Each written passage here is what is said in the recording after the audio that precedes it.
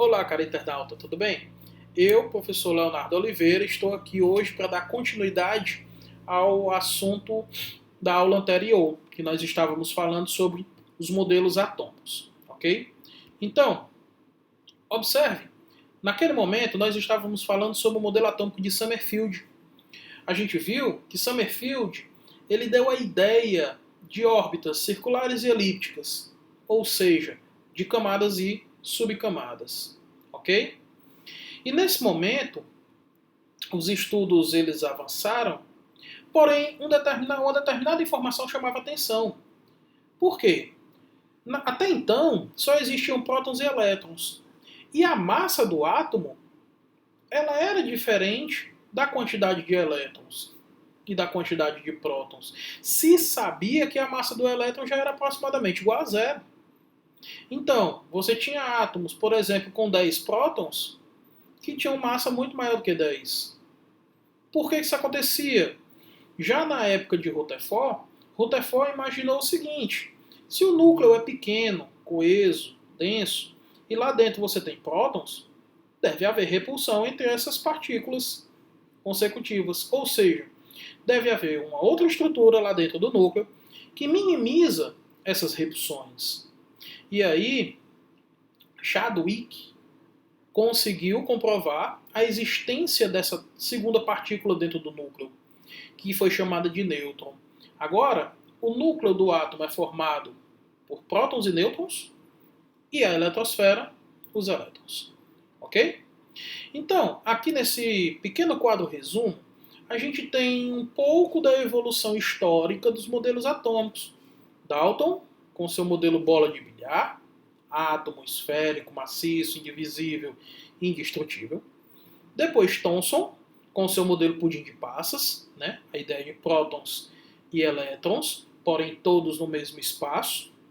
Daí veio Rutherford e disse que o átomo ele é formado por prótons e elétrons, porém prótons no núcleo e elétron na eletrosfera.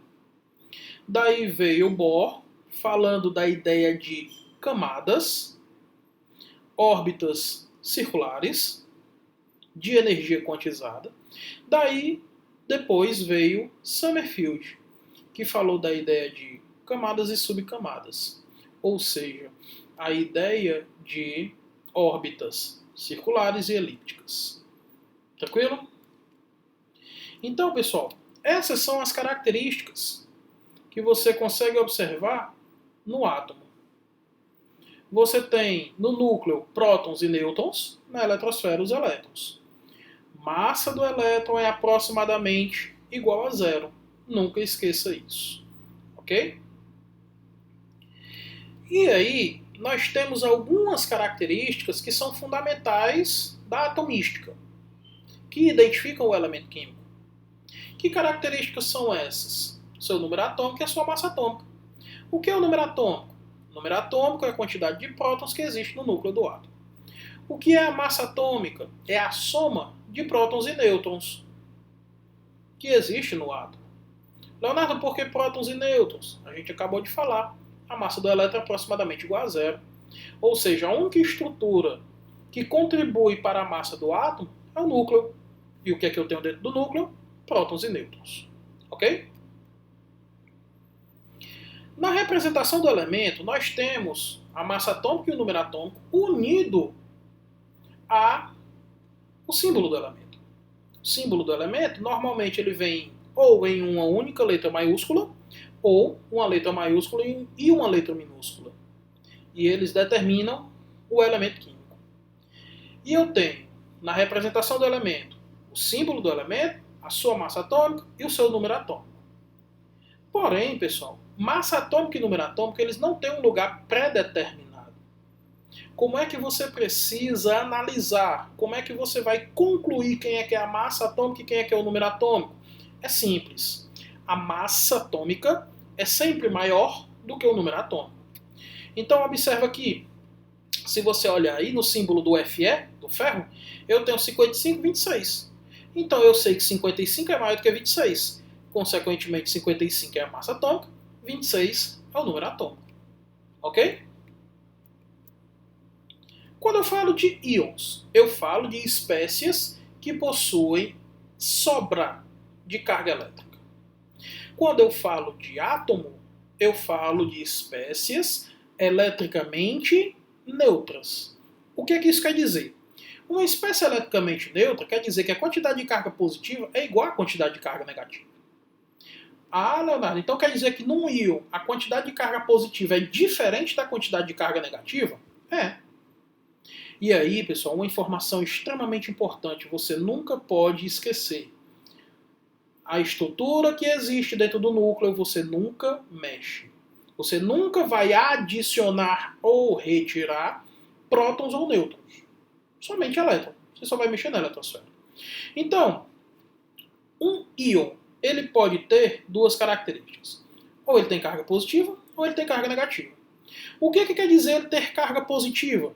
Quer dizer que ele tem excesso de prótons em relação aos elétrons. E o que quer dizer ele ter carga negativa? Quer dizer que ele tem excesso de elétrons em relação aos prótons. Então, pessoal, um cátion, que é um íon de carga positiva, ele é formado quando um átomo perde um elétron. Se um átomo perdeu uma carga negativa, ele ficou com excesso de carga positiva. Ok? No ânion, o que é um ânion? Um ânion é um íon de carga negativa. Ou seja, é um íon que tem excesso de elétrons. Para que ele tenha excesso de elétrons, ele precisa ganhar elétrons. Então, para que um íon seja formado, o átomo precisa ganhar elétrons. Ok?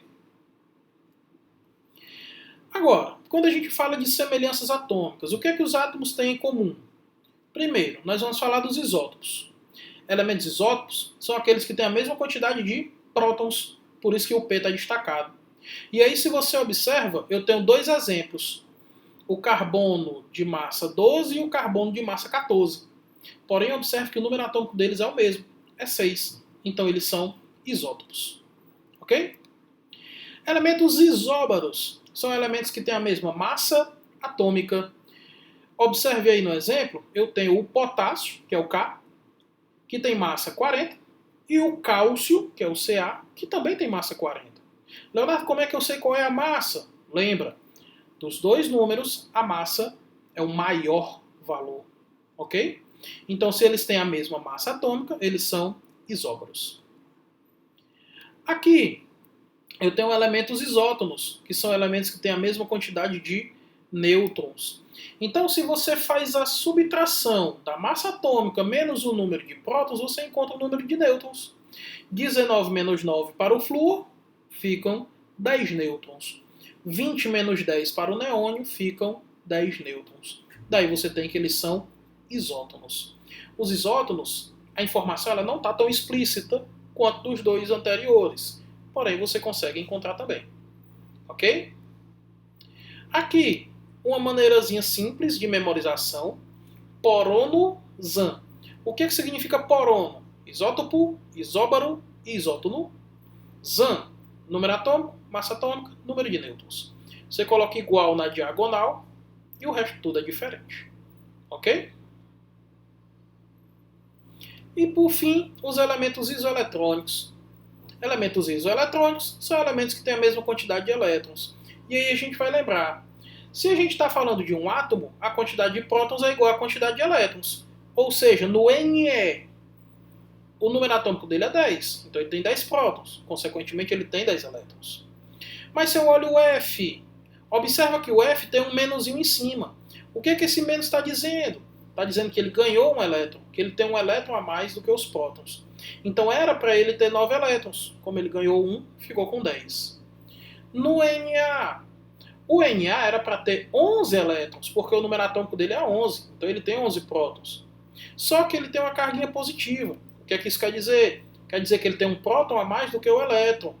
Então, era para ele ter 11 elétrons, perdeu 1, fica somente com 10 elétrons, daí eles são isoeletrônicos.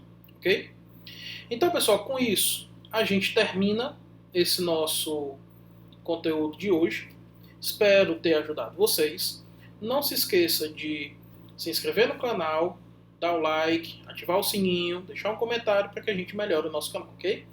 Valeu, pessoal. Abraço.